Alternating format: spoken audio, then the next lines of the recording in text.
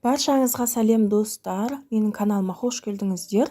Бүгін сіздермен осындай ерекше, дәрумендерге толы, асқабақты крем-суптың рецептісімен бөлісетін боламын.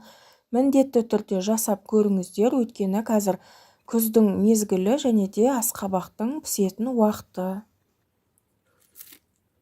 Бізге қажет болатын заттар ол асқабақ, сәбіз, сарымсақ, пияз және қызанақ қажет болады. Және де одан басқа 10% және де 20% бола беретін сливке қажет болады. Ең бастысы бұл жерде дәмдеуіштер қажет болады. Өз қалауыңыз бойынша дәмдеуіштерді сала берсеңіз болады.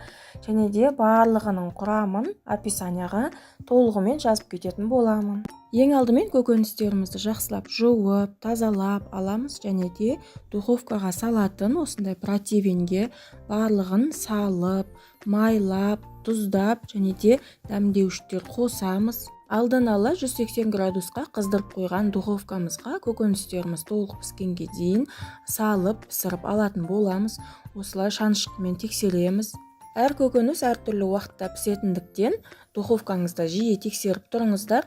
Менде сәбіз шамамен жарты сағатта пісті, ал асқабақ толық 1 сағаттың ішінде пісіп шықты.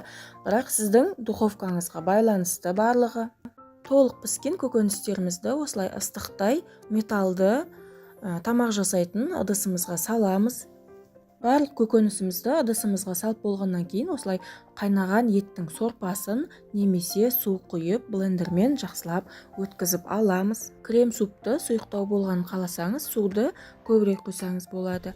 Ал керісінше қоюлау ұнататын болсаңыз, азырақ құйсаңыз болады суды. Барлығы өзіңіздің қалауыңыз бойынша. Көкөністеріміздің барлығын осылай блендермен жақсылап өткізіп болғаннан кейін арасында түйіршіктер қалып жатса, оны алып тастасаңыз болады.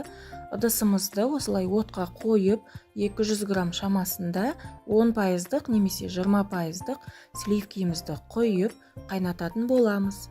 Крем-суп қайнағаннан кейін дәміне қарай тұзын салып шамамен 20 минут бойы қайнататын боламыз.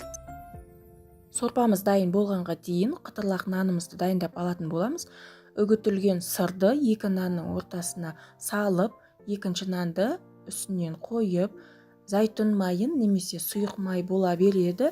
Осылай үстінен құямыз және де май құйылмаған табаға, қызып тұрған табаға жақсылап пісіріп алатын боламыз. Қақпағын жауып, екі жағын толық қызарғанша осылай пісіріп шығатын боламыз.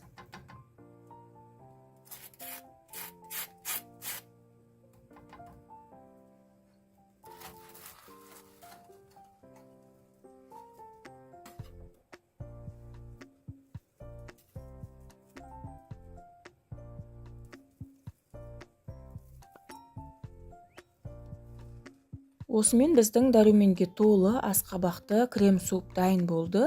Мен осылай асқабақтың дәнегімен және де сливкемен осылай әсемдейтін боламын. Сіз өз қалауыңыз бойынша аскөкпен немесе басқа да заттармен әсемдесеңіз болады. Асқабақты крем-супты осылай қытырлақ нанмен пайдалансаңыз керемет үйлесетін болады. Және де барлығыңызға жасап көруге кеңес беремін. Бұл асқабақ сүйер қауымға өте таптырмас идея деп айтсам болады. Барлығыңызға ас болсын. Видеоны соңына дейін қарағандарыңызға рахмет. Менің каналыма тіркеліп, лайк басып кетуді ұмытпаңыздар.